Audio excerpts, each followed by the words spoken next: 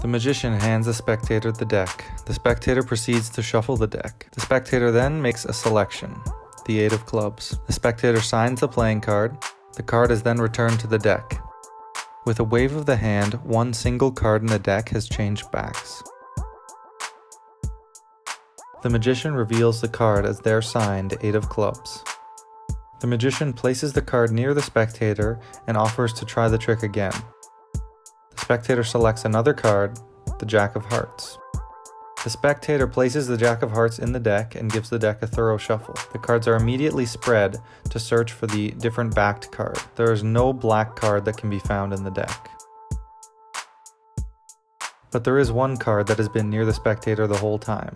It is the Jack of Hearts.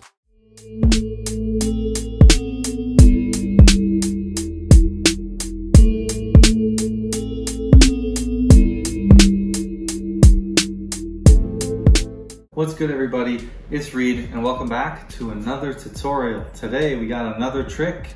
This is a classic trick called the Chicago opener. I'm going to teach you my handling on it. There are some things that are a little different than the classic that I just think make it a little stronger. Some subtleties I like to use. Some of the methods in here are a little more advanced than what I've taught, and I will teach some of these things for sure in the future. Well, all of these things I will teach in the future. Just for right now, this is a trick that you can do with the basic methods that we've taught, but in the other uses and ideas, I'll go over, my full presentation, how I would do it to this day. If you know some of these more advanced methods, I'd recommend you do them that way. If not, that's fine, don't worry. You will know them soon enough, and then you can come back and get into some better ways of doing this trick, making it more fair, more convincing. So this is a great trick, a classic, super strong, but also very easy to do. So without any further ado, let's jump right into the video.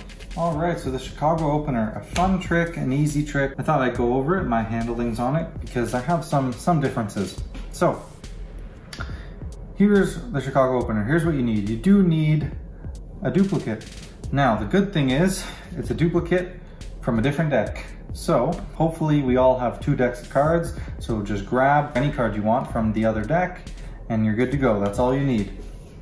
The setup, all you need to do is have the 2 duplicates, the one from the deck you're using first, and then the one from the other deck on the bottom.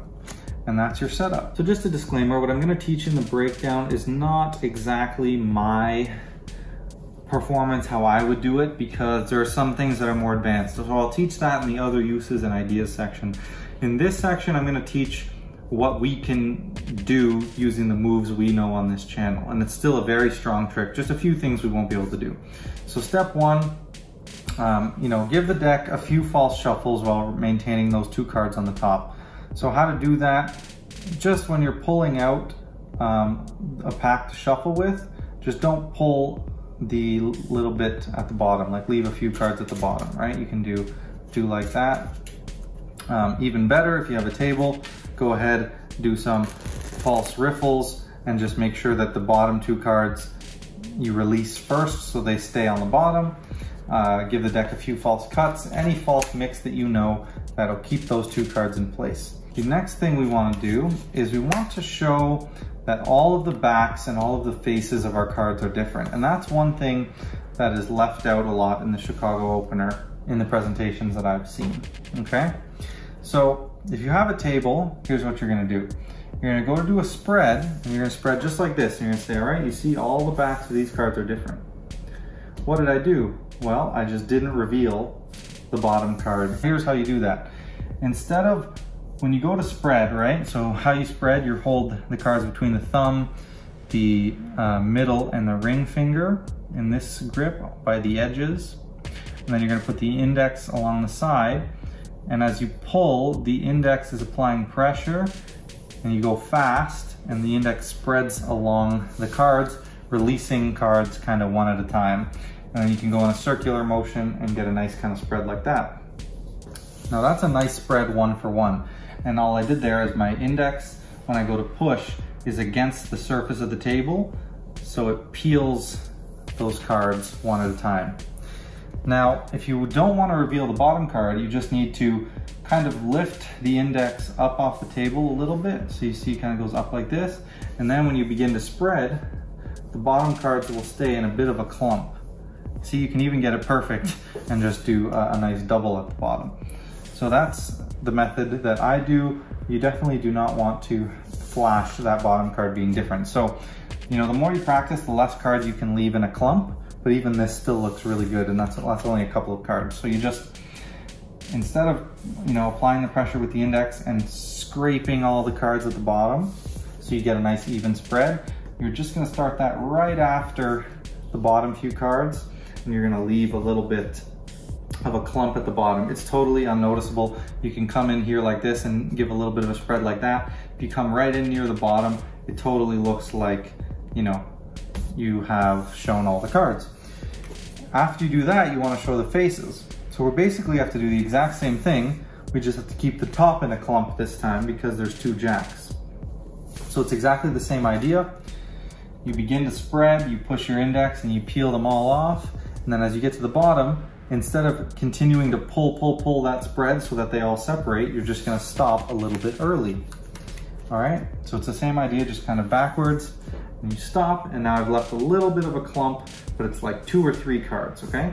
So now you come through, you can show all the cards are different, do a little bit of that there, you know, add that little convincer by kind of spreading, and you've shown every card is different, okay? That's an important part for this trick, because we want them to believe the back of the card they chose has changed colors.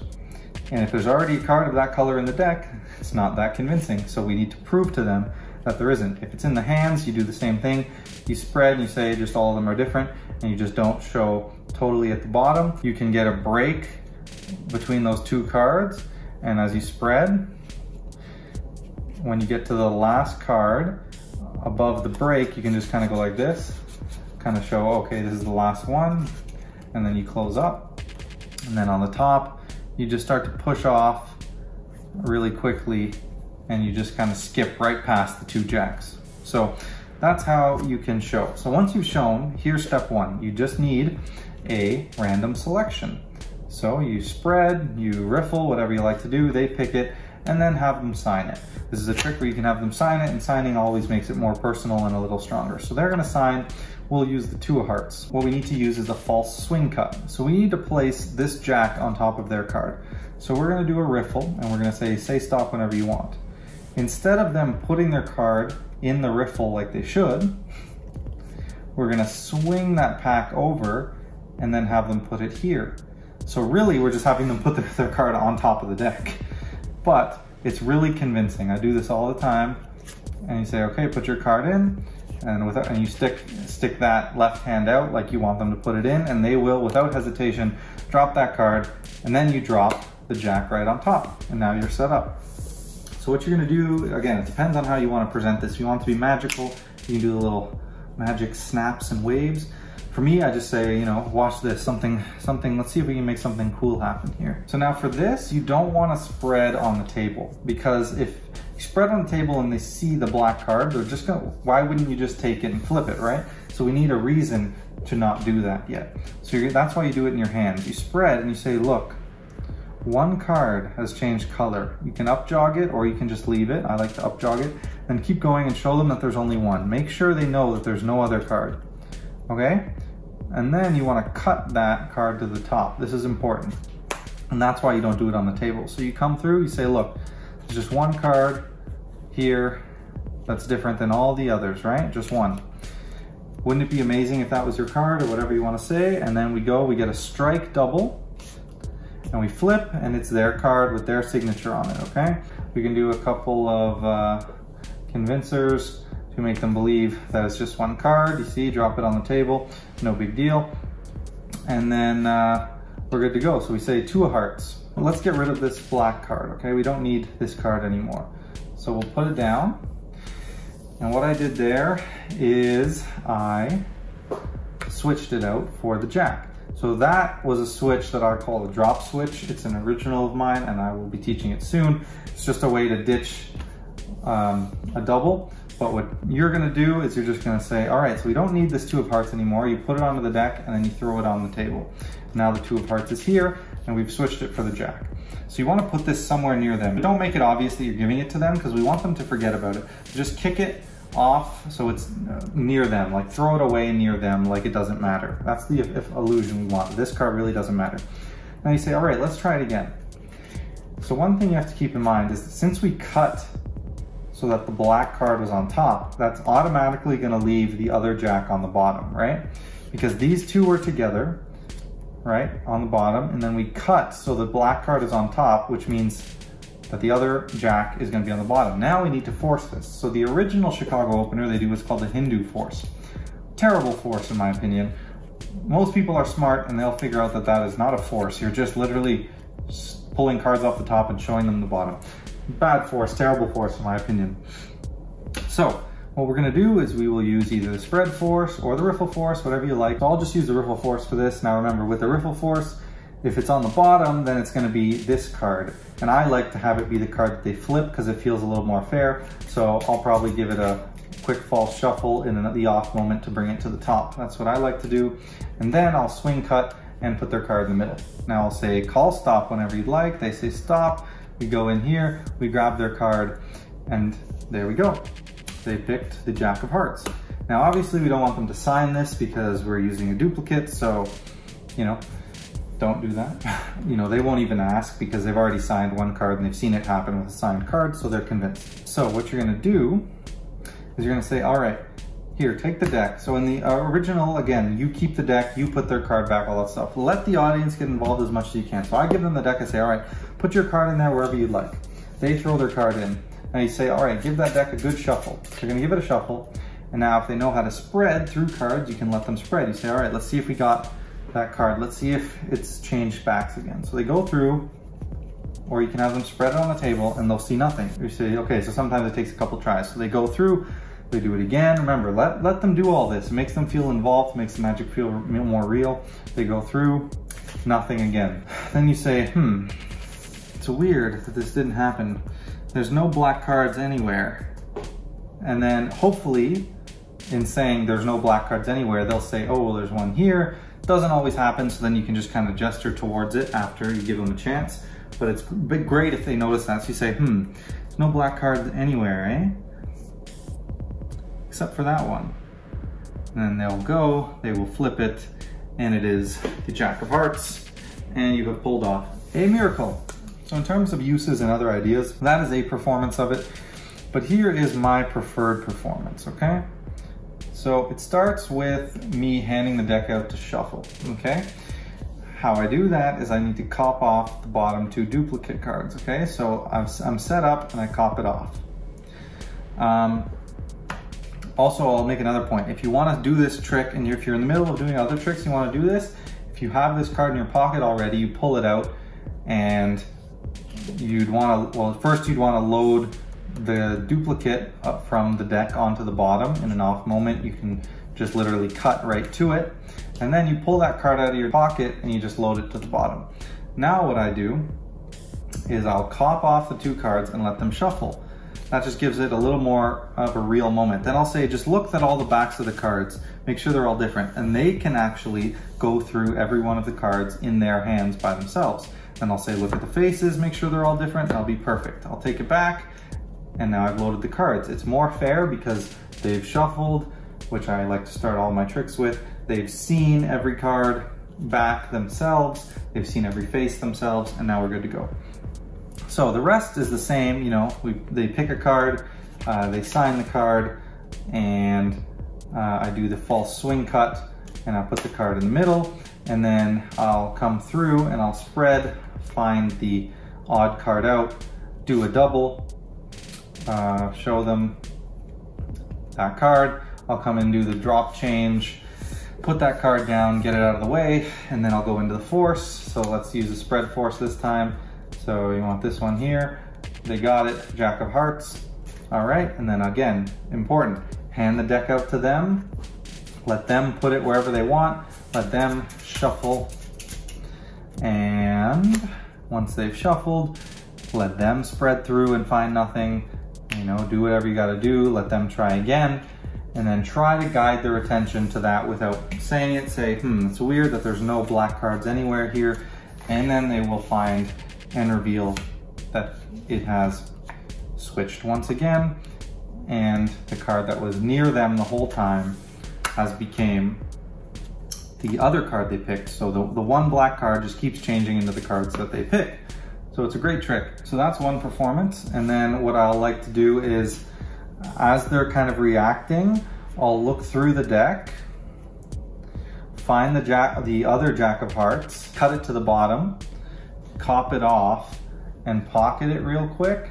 So then I can say, and just so you know, this is the only black card. Let them go through it again. See, there's no black card. And let's say it is the Jack of Hearts, the only Jack of Hearts in this deck. And they can go through and see there's no other Jack of Hearts. That's an amazing subtlety. Actually, just thinking, another way I used to do this, which actually I also like very much, so I'll talk about it, is when you get to this part, I know I said it's nice to have them put it in the middle, which it is. So, you know, if you like that moment, then keep doing it the other way. But it's just a little better, or a little quicker, if you go and you control that card to the bottom as you place it in the middle, and then you cop it off and get rid of it right in that moment. Then you can give it to them and they can still shuffle and go through it all themselves. The only thing they lose is putting the card in themselves, which isn't a huge deal.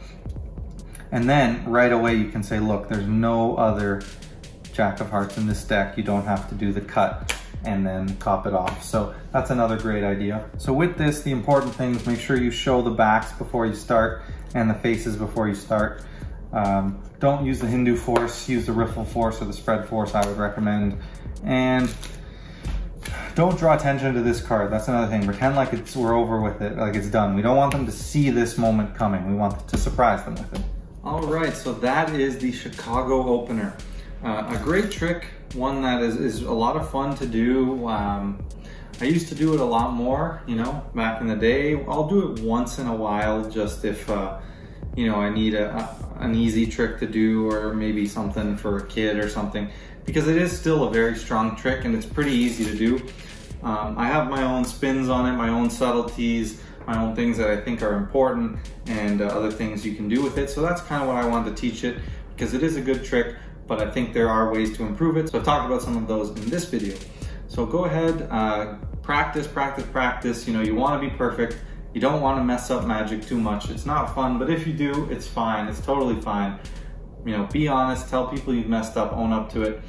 People are understanding, and then go show them a trick and don't mess up the next time and blow their minds away and they won't even remember. So stay tuned for the next video. Not exactly sure what it'll be yet, but it will be something great. So please like, don't forget to subscribe, and I will catch you in the next video.